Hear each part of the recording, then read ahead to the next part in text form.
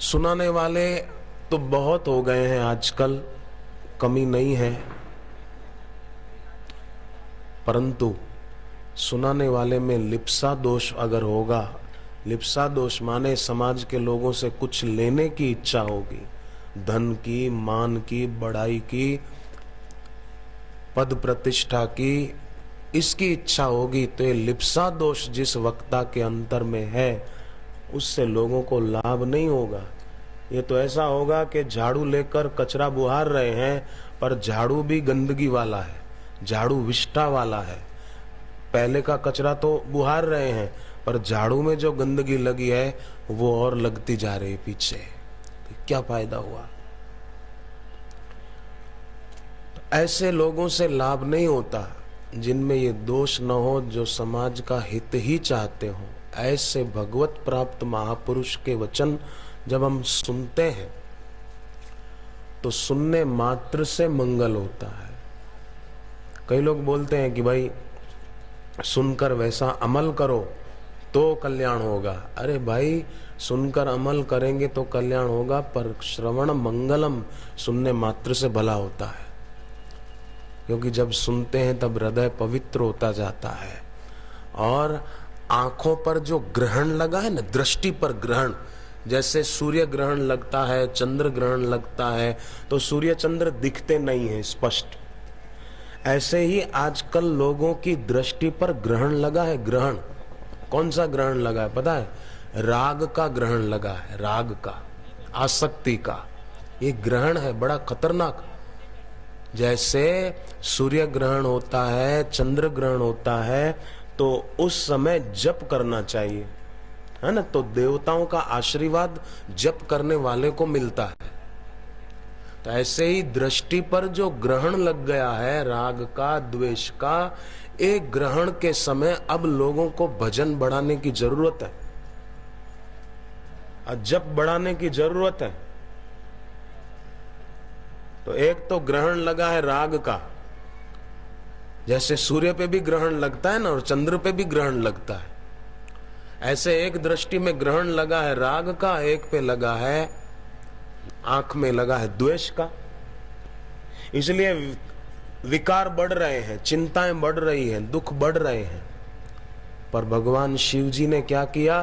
भगवान शिव जी ने कामदेव को जलाने के लिए तीसरा नेत्र खोल दिया। मानो शिव जी ने ग्रहण हटा दिया। ग्रहण हटे तो सूर्य स्पष्ट दिखे, चंद्रमा स्पष्ट दिखे। ग्रहण हट जाना चाहिए।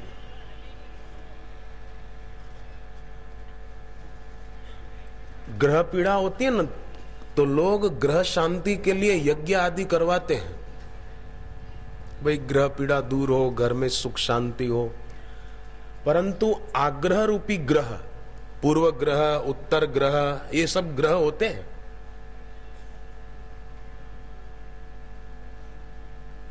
तो इनसे शांति पाने के लिए सत्संग, ध्यान, भगवान नाम जप बहुत जरूरी है। एक कलयुग है, कलयुग। कलयुग के दौर में शास्त्र और गुरु के वचन पर गौर कीजिए, बहुत जरूरी है,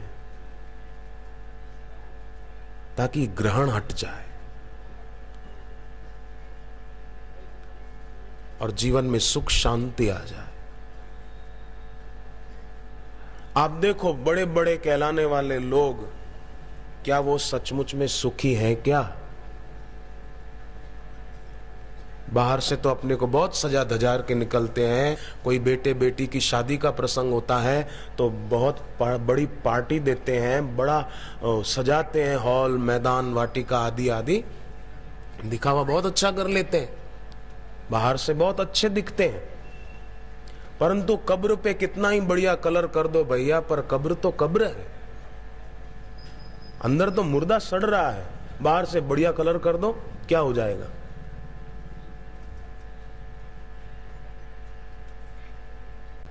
केवल शरीर को सजाना, अच्छा दिखलाना, ये श्रृंगार है, बाह्य श्रृंगार है। परंतु भजन, सुमिरन, नाम, जप, ये प्राण है, प्राण। शरीर में प्राण न हो और शरीर का केवल श्रृंगार किया, वो तो मुर्दा है। मुर्दे को भी नहला के अच्छे कपड़े पहना देते हैं, बढ़िया कफन उड़ा देते हैं। क्या हो गया, क्या बड़ी बात हो गई? मुर्दे को भी लोग सेंट इत्र छांट देते हैं, मुर्दे पर फूल माला पहना देते हैं, चंदन आदि छांट देते हैं। क्या हो गया? तो शरीर को अगर व्यक्ति सजाता रहा और भजन सुमिरन जप ध्यान पर अगर ध्यान नहीं दिया तो कैसे काम चलेगा? अरे हम तो पढ़े लिखे हैं, हम तो एजुकेटेड हैं, हम तो इंटेलिजेंट हैं। अरे भाई, आप एक पत्थर उठाओ, पत्थर, वो पत्थर पे मिट्टी लगी हुई हो, गंदा पत्थर हो, और एक पत्थर ऐसा उठाओ जो साफ सुथरा हो और उस पे बढ़िया बढ़िया पेंटिंग भी की हुई हो, परंतु आप दोनों पत्थर उठा के पानी में डाल दो तो क्या दोनों पत्थर डूबेंगे कि नहीं डूबेंगे? या पेंट किया हुआ बढ़िया बढ़िया चित्रकारी किया हुआ पत्थर नहीं डूबेगा? ऐसी बात तो है नहीं। पत्थर तो वो भी डूबेगा, और जो मिट्टी से सना हुआ है या गंदा है वो भी डूब जाएगा, और जो साफ सुथरा है रंग रोगन किया हुआ है वो भी डूब जाएगा, वो तैरेगा नहीं।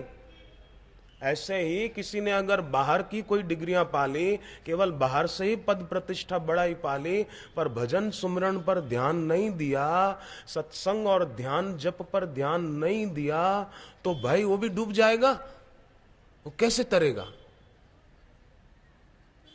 जरा सोचो। और लोग ध्यान नहीं देते इस तरह। लोगों को लगता है कि बस ये ही उन्नति ही सर्वोन्नति है, ये कर लिया बस सब कुछ कर लिया।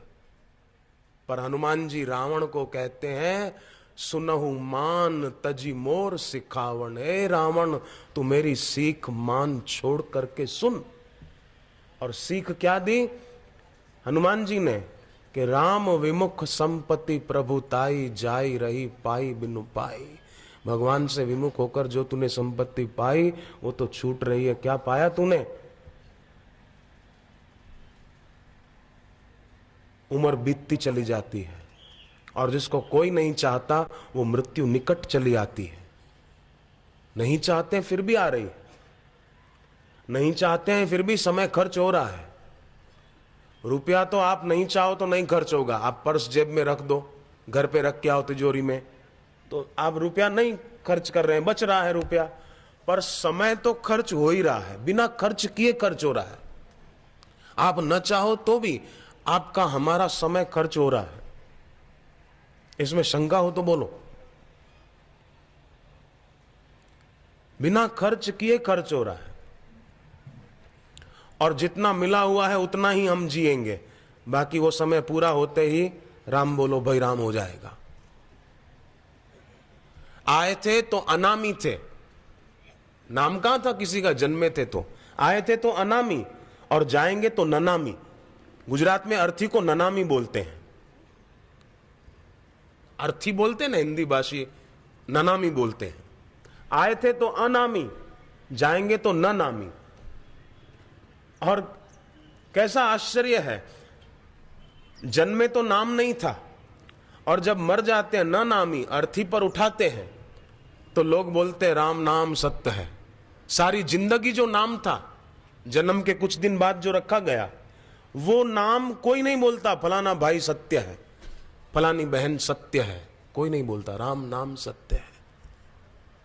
पर जीवन काल में व्यक्ति ये सुनने की तैयारी नहीं दिखाता, तब तो वॉकमैन लेके फिल्म के गाने सुनेगा, डिस्को की ताकत दिनादिन सुनेगा, झलक दिखला जा।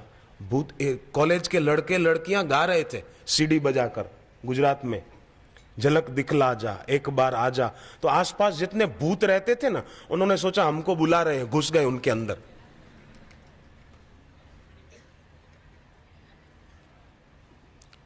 मैं आपसे हाथ जोड़ के प्रार्थना करता हूं, आप कभी कभी रात को अकेले में बैठकर सोचिए कि आज दिन भर मैंने जो जो बोला उसमें से आप पाएंगे कि 95% ऐसा बोला कि जो न बोलते तो चल जाता। आप बिल्कुल तटस्थ होकर देखिए रात को, तो आप निश्चित रूप से पाएंगे कि दिन भर में करीब करीब 95% ऐसा बोला जो न बोलते तो कोई घाटा नहीं था। और ये भी ध्यान रखें कि हम जो बोलते हैं, हमारे बोलने से अगर किसी को लाभ नहीं होता है ना, तो हमको हानि बड़ी खतरनाक होती है। बोलने में जितनी फालतू बात बोलने में जितनी हमारी ऊर्जा, जितनी शक्ति नष्ट हुई, अगर उस शक्ति को बचाते तो ध्यान लग सकता था, उतनी देर भगवान नाम जप हो सकता था, परंतु वो समय बीत गया। और बीता हुआ समय लौट कर आने वाला है नहीं। समझो किसी की उम्र अभी 70 साल है, 20-22 साल की उम्र तक पढ़ाई लिखाई करने के बाद उस आदमी ने खूब कमाया, 45-50 साल में खूब रुपया कमाया। अब 70 साल की उम्र है, तो अब 50 साल में उसने जितना रुपया कमाया वो सारा का सारा रुपया देकर क्या 50 महीने कोई अपनी उम्र बढ़ा सकता है क्या? ये आप बताओ। अरे 50 महीने तो चलो बड़ी बात है, 50 दिन भी कोई अपनी 50 साल की कमाई देकर क्या आयु बढ़ा सकता है कोई? 50 मिनट नहीं बढ़ा सकते, 50 सेकंड नहीं बढ़ा सकते, पर फिर भी लोग अनजान बनकर बस पैसा मेरा परमेश्वर, पत्नी मेरी गुरु, बच्चे मेरे शालिग्राम, पूजा किसकी करूं, इसमें जिंदगी बीती चली जा रही है। न जीवन में सदगुरु की सद शिक्षा है, न गुरु की वैदिक दीक्षा है, कुछ नहीं, दो में से कुछ नहीं, और जीवन पूरा कर दिया। सांप किसी को काटे और वो आदमी मेंढक के पास जाए और बोले मेरी जान बचा, मेरी जान बचा, मेरे को सांप ने काटा है, मेंढक तेरे को बचाएगा? मेंढक खुद सांप कब उसको मार डाले, कब खा जाए पता नहीं, और सांप ने काटा तो मेंढक के पास गया। ऐसे ही संसार रूपी सर्प वासना रूपी दंश, वासना रूपी जहर देता है, और लोग उससे बचने के लिए विषय भोग रूपी मेंढक के पास जाते हैं। जरा मेरे को मजा दे दे, जरा फिल्म देखूं तो मजा आ जाए, जरा गाना सुनूं तो मजा आ जाए, जरा होटल में पिज्जा बर्गर खाऊं मजा आ जाए, जरा पेप्सी पीऊं मजा आ जाए। ये समझो मेंढक के पास जा रहे, मेंढक के पास क्या बचाएगा वो? मेंढक खुद सांप से डरता है। संसार रूपी सांप ने काटा हो तो गरुड़गामी भगवान की शरण जाना जरूरी है, उनके नाम का जप करना जरूरी है। गरुड़ से सांप डरता है, तो इसका विष का प्रभाव धीरे धीरे कम होता जाएगा। कितना सुंदर सरल सुखद रास्ता छोड़कर लोग आड़े टेढ़े रास्तों पर जाते हैं। दो दोस्त थे, जा रहे थे पैदल पैदल, सामने एक बोर्ड आया कि आगे पुल टूटा हुआ है, रास्ता बंद है, कृपया इधर से जाइए। तो उन दोनों ने एक दूसरे को कहा कि देखिए यहां से लोगों के पैरों के निशान तो हैं, लोग इधर से गए हैं, तो हम भी इधर से ही जाएंगे, इधर से नहीं जाएंगे। गए, थोड़ा आगे गए तो देखा सचमुच पुल टूटा हुआ है, एकदम खाई है, रास्ता है नहीं, लौटना ही पड़ेगा। लौटे तो वो बोर्ड की बैक साइड देखी तो उस पे लिखा था क्यों, अब तो मान गए, अब तो मान गए रास्ता टूटा हुआ है, पहले नहीं माने, अब जख मार के इतना इधर गए फिर लौट के आए, समय शक्ति का बिगाड़ हुआ, इससे तो उस दिशा में चले जाते मुड़कर। तो शास्त्र और संत बताते हैं कि ये विषय भोग का रास्ता प्रेय मार्ग है, मनमाना करना ये प्रेय मार्ग है, मन में जो अच्छा लगे वही खाना पीना, वही भोग भोगना, ये प्रेय मार्ग है। पर गुरु और शास्त्र बताते हैं कि भैया इधर से मुड़ जाओ, ये श्रेय मार्ग है। पर उस पर न चले और मनमाने मार्ग पर चले तो जब अंत काल आता है ना, तब पछताता है कि अरे मेरा जीवन बीत गया। मृत्यु के समय जो पीड़ा होती है ना, वो मौत की पीड़ा इतनी नहीं होती जितनी व्यर्थ बिताए हुए जीवन की पीड़ा होती है, कि मैंने अपनी जिंदगी के इतने साल वो यूं ही मेरा तेरा करने में गंवा दिए। काश मैं किसी सदगुरु की शरण में जाता, गुरु से वैदिक दीक्षा ले लेता और भगवान नाम जप करता तो मेरा कल्याण हो जाता। पर बाद में रोने से क्या फायदा, पहले से ही आदमी सावधान हो जाए। पेपर अच्छा देगा विद्यार्थी तो रिजल्ट अच्छा आएगा। अब पेपर तो अच्छा दिया नहीं। एक लड़का हनुमान जी के मंदिर में गया और प्रार्थना करने लगा, हे हनुमान दादा, भारत की राजधानी मुंबई कर दो, भारत की राजधानी मुंबई कर दो। हे हनुमान जी, मैं हनुमान चालीसा का पाठ रोज करूंगा, आप भारत की राजधानी मुंबई कर दो। तो किसी बूढ़े दादा, वो भी दर्शन करने आए थे मंदिर में, बोले क्यों बेटा, ये भारत की राजधानी मुंबई कर दो, ऐसा क्यों बोल रहे हो? बोले आज मौखिक परीक्षा थी ना, तो मैं गलती से बोलकर आया कि भारत की राजधानी मुंबई है, पर भारत की राजधानी तो दिल्ली है। इसलिए मैं हनुमान दादा को प्रार्थना कर रहा हूं कि जब तक मेरा रिजल्ट नहीं आता तब तक भारत की राजधानी मुंबई कर दो, भारत की राजधानी मुंबई कर दो। अब कैसे होगा? पहले से बोलते समय सावधान रहता, पेपर देते समय सावधान रहता तो रिजल्ट अच्छा आता, पास होता, लोग राजी होते, शिक्षक राजी होते, माँ बाप राजी होते, पड़ोसी लोग राजी होते, सगे संबंधी राजी होते कि इसने कैसे बढ़िया पेपर दिए, रिजल्ट कैसा अच्छा आया है। पर पहले से ही भूल कर दी और बाद में हनुमान जी को तंग कर रहा है, भारत की राजधानी मुंबई कर दो। हनुमान जी कैसे करेंगे? पहले से पेपर देते समय सजाग रहे। अपने जीवन काल में जो सावधान रहता है उसका मरण काल बढ़िया हो जाता है, जिसका मरण काल बढ़िया हो जाता है उसका अगला जन्म भी बढ़िया हो जाता है। इसलिए अपना जीवन काल, वर्तमान काल वो बढ़िया हो जाए। आज तक जो हो गया सो हो गया। कार चलाते हैं तो पीछे देखकर नहीं चलाते हैं, स्कूटर चलाते तो पीछे देखकर नहीं चलाते, आगे देखकर चलाते। तो अब तक जो हो गया सो हो गया। अभी से, इस क्षण से हम चाहें तो बहुत कुछ हो सकता है। तो एक तो अपने जीवन में सत्संग के प्रति महत्व बुद्धि, दूसरी भगवान नाम के प्रति महत्व बुद्धि। और भगवान नाम अगर नहीं है जीवन में, वैसे तो कैसे भी नाम जप करे कल्याण होता है, पर गुरु के मुख से दीक्षा के रूप में मिला हो तो परम मंगल होता है। क्योंकि पूज्य बापू जब दीक्षा देते हैं तो बापू जी कहते हैं कि हमको कोई संप्रदाय नहीं चलाना, सबका मंगल कैसे हो। तो कोई शिव जी का उपासक हो तो उनको दीक्षा में वैसा मंत्र मिल जाता है, कोई कृष्ण भगवान का उपासक हो तो उसको वो मंत्र मिल जाता है, कोई राम जी का उपासक हो तो उसको वैसा मंत्र मिल जाता है, कोई देवी का उपासक हो तो उसको वो मंत्र मिल जाता है। और वो भगवान नाम जप करने वाले लगन से जपते हैं तो उनके व्यवहारिक क्षेत्र में भी, व्यवहारिक जगत में भी उन्नति होती है और परमार्थिक क्षेत्र में भी उनकी उन्नति होती है, भक्ति बढ़ती है, हृदय की पवित्रता बढ़ती है। विद्यार्थियों को पूज्य बापू सारस्वत मंत्र देते हैं, जो विद्यार्थी जप करे तो उनकी याद शक्ति बढ़े, विद्यार्थी प्रतिभावान हो, विद्यार्थी पढ़ाई लिखाई में अच्छी सफलता प्राप्त करे, उसके लिए विद्यार्थियों को वो मंत्र देते हैं। और कई विद्यार्थियों ने इस सारस्वत मंत्र के जप से खूब सफलता पाई। जप करते हैं, प्राणायाम करते हैं और सूर्य को अर्घ देते हैं।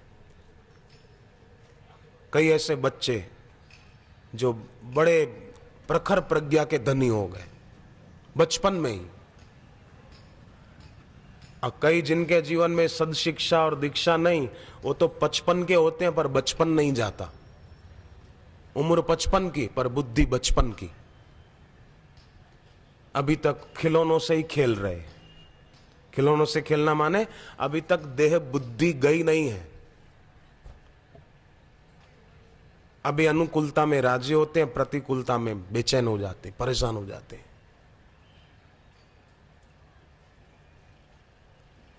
तो गुरु की विद्या, गुरु की वैदिक दीक्षा ये जीवन में बहुत जरूरी है। जैसे ऑक्सीजन जरूरी है, श्वास लेना जरूरी है, ऐसे ही ये बहुत जरूरी है। कोई इमारत, बिल्डिंग बड़ी ऊंची बनानी हो तो उसकी नींव मजबूत बनाना जरूरी है। उसी प्रकार सुख की इमारत ऊंची और मजबूत बनानी हो तो उसकी नींव गुरु की वैदिक दीक्षा है, तो इमारत मजबूत हो जाती है, मुद्दतों तक टिकती है। और वो इमारत बाहर की तो मुद्दतों तक टिकती है, परंतु ये नींव मजबूत हो तो ये जीवन ही सफल हो जाता है।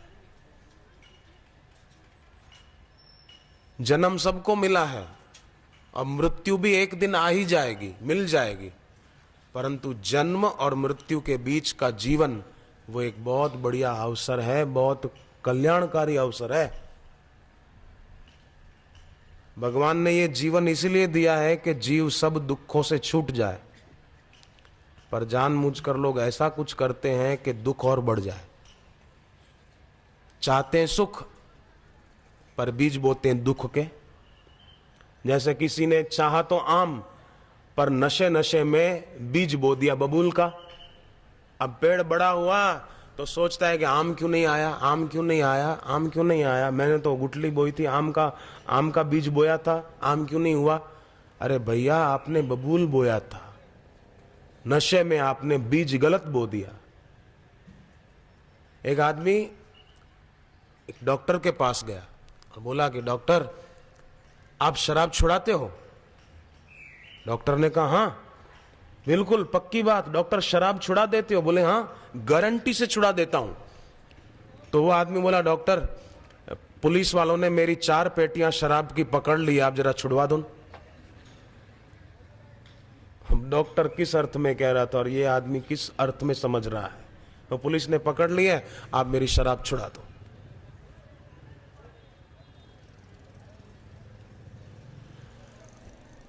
सत्संग के अभाव में, कुसंग के प्रभाव में व्यक्ति का जीवन रूपी अवसर वो हाथ से सरक जाता है। जो व्यवहार हम अपने साथ पसंद नहीं करते वो दूसरे के साथ क्यों करना। हम नहीं चाहते कोई हमारा अपमान करे, कोई हम पर गुस्सा करे, तो हम किसी पर घर पे क्यों करें। चलो भाई, गलती होती रहती है, हरिओम तत्सत, बाकी सब गपशप। एक लड़का बहुत रो रहा था, बाप समझा रहा था चुप हो जा, चुप हो जा, चुप हो जा, चुप ही नहीं होए।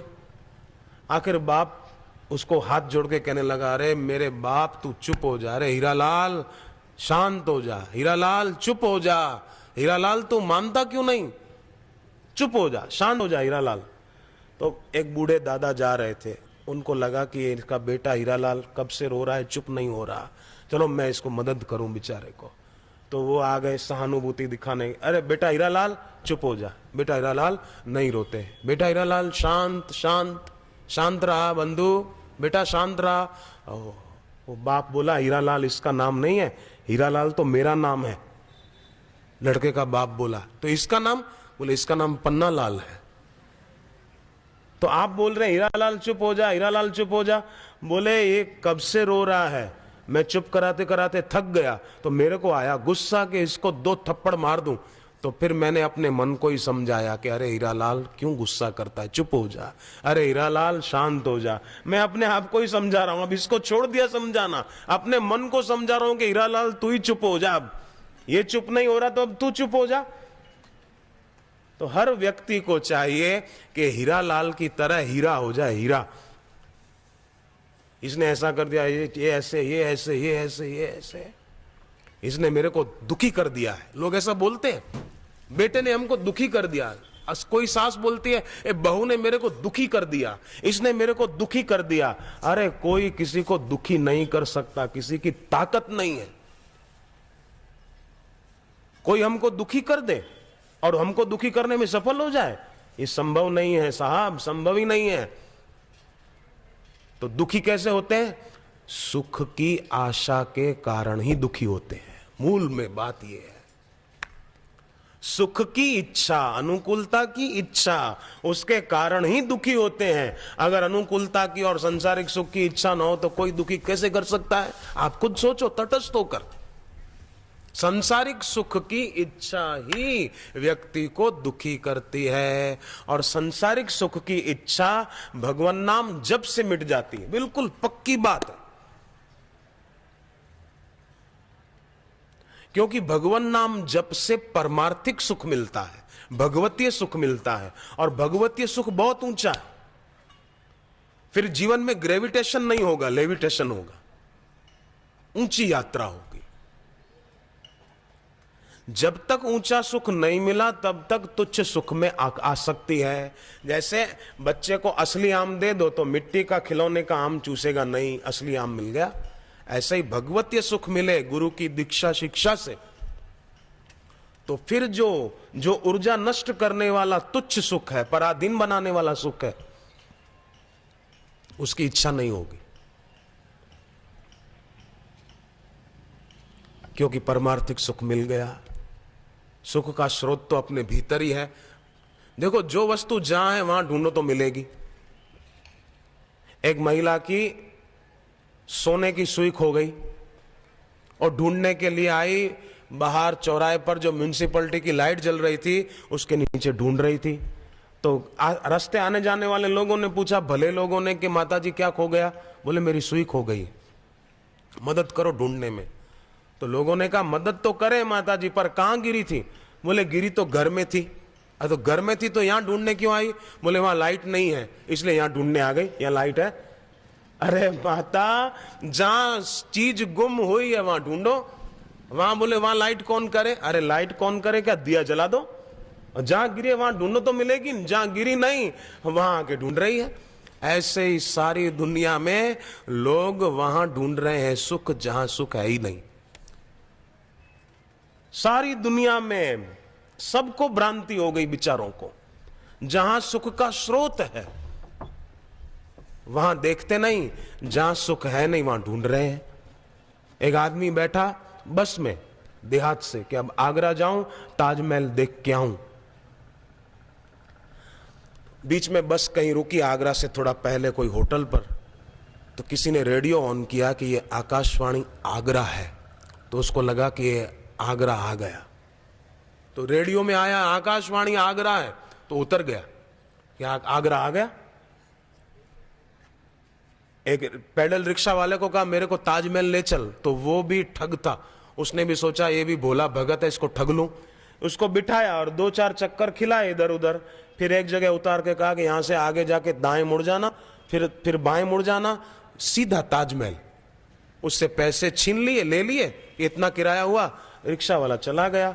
वो आदमी दाएं गया, सीधा गया, फिर दाएं मुड़ा, फिर बाएं मुड़ा, तो उसको एक दूसरा आदमी मिल गया उसके जैसा ही। उसको पूछा कि भैया ताजमहल कहाँ है? वो बोला कि मैं सुबह से कुतुब मीनार ढूंढ रहा हूं, तुम मेरे को कुतुब मीनार दिखाओ तो मैं तुमको ताजमहल दिखाऊं। अब कुतुब मीनार दिल्ली में है, मेहरौली में, और ताजमहल आगरा में है। जो चीज जहां है वहां देखो ना, वहां ढूंढो। वहां तो ढूंढते नहीं, दूसरी जगह ढूंढ रहे हैं, तो परेशानी ही हाथ लगेगी और समय शक्ति ये चले जाएंगे, और अंत काल आएगा लोग उठाकर धर देंगे शमशान में, राम बोलो भाई राम। अब क्या बोले वो मुर्दा, राम बोलो भाई राम? जीते जी तो बोला नहीं, अब लोग जबरदस्ती उसको सुनाते राम बोलो भाई राम, राम बोलो भाई राम। नहीं बोला वो तो अब क्या बोलेगा? लोग बोलते हैं बड़े शान मान से, अरे सिकंदर जब मरा तो उसके दोनों हाथ खाली थे, अर्थी से जनाजे से बाहर थे हाथ। पर आज पूरी दुनिया में कहलाने वाले बड़े बड़े सिकंदर क्या किसी के हाथ भरे हुए हैं? आप बताओ। तो बोले अरे इसके पास तो बहुत पैसा है, ये आदमी तो बहुत बड़ी पार्टी है। पर भाई साहब, जब मौत आएगी ना तो मौत देखेगी कि दोनों हाथ खाली हैं। मौत किसी के हाथ खाली नहीं करती है, ध्यान देना। लोग बोलते हैं मौत सब छुड़ा देती है, मौत किसी के हाथ खाली नहीं करती। मौत तो एक संकेत है कि इस आदमी के हाथ जिंदगी भर खाली थे, जीवन भर उन हाथों को भरने में लगा था जो हाथ एक दिन खाली रह जाएंगे।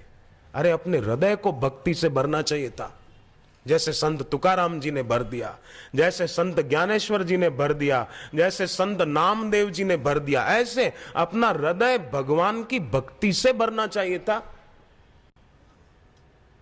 पर ये तो ऐसा कर दिया, कब्र में सड़ रही लाश और ऊपर कर दिया कलर। अंदर तो है वासना, बाहर से बढ़िया बन के घूम रहे। ठीक, शरीर को सजाओ, कपड़े अच्छे पहनो, मना नहीं है, परंतु ये भी याद रखें कि भाई एक दिन तो ऐसा आएगा, कैसा लेके कंधे पे तुझको चले जाएंगे, लेके कंधे पे तुझको ले जाएंगे, लेके कंधे पे तुझको चले जाएंगे, लेके कंधे पे तुझको चले जाएंगे, तेरे अपने ही तुझको जलाएंगे, तेरे अपने ही तुझको जलाएंगे, तेरे अपने ही तुझको जलाएंगे, तेरे अपने ही तुझको जलाएंगे। 4 दिन के मुसाफिर तू सो क्यों रहा, 4 दिन के मुसाफिर तू सो क्यों रहा, अब तो कर ले मोहब्बत मेरे राम से, अब तो कर ले मोहब्बत मेरे राम से, अब तो कर ले मोहब्बत मेरे राम से, अब तो कर ले मोहब्बत मेरे राम से, कोई तेरा नहीं सब है धोखा यहाँ, कोई तेरा नहीं सब है धोखा यहाँ, काहे जीवन को यूं ही गवाता है तू, काहे जीवन को यूं ही गवाता है तू, राम को भूल बैठा है जिनके लिए, राम को भूल बैठा है जिनके, 4 दिन में ही तुझको भुला देंगे वो, 4 दिन में ही तुझको बुला देंगे वो, 4 दिन में ही तुझको भुला देंगे वो, 4 दिन में ही तुझको बुला देंगे वो। तो एक दिन तो वो आएगा ही, इसमें भी किसी को शंका हो तो बोलो। एक दिन था कि हम यहां नहीं थे,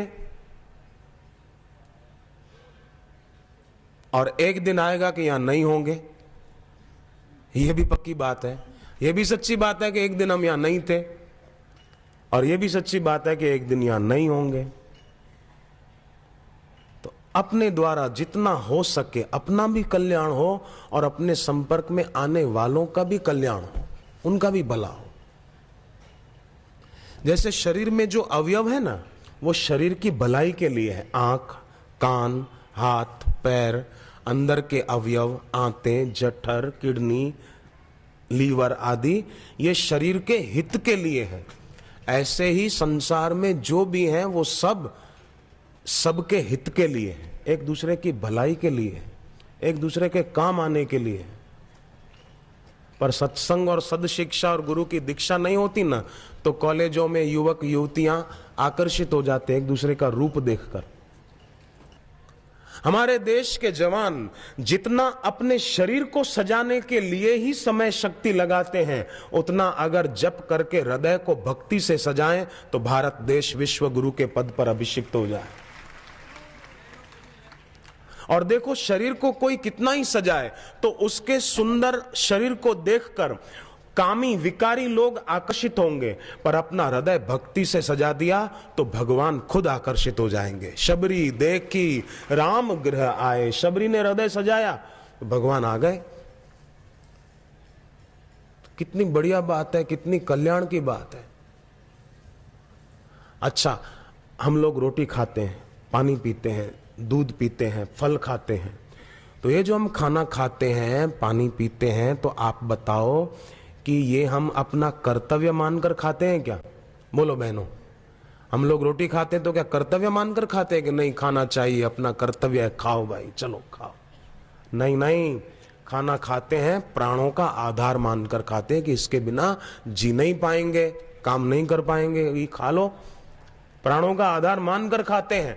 उसी प्रकार जप और ध्यान प्राणों का आधार मान के करे। चलो भाई 10 माला कर लो, जान छुड़ाओ, नहीं नहीं।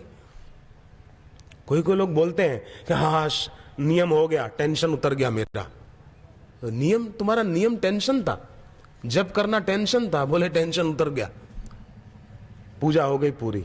नहीं, प्राणों का आधार मानकर किया जाए कि इसके बिना नहीं चलेगा, मैं जप तो करूं।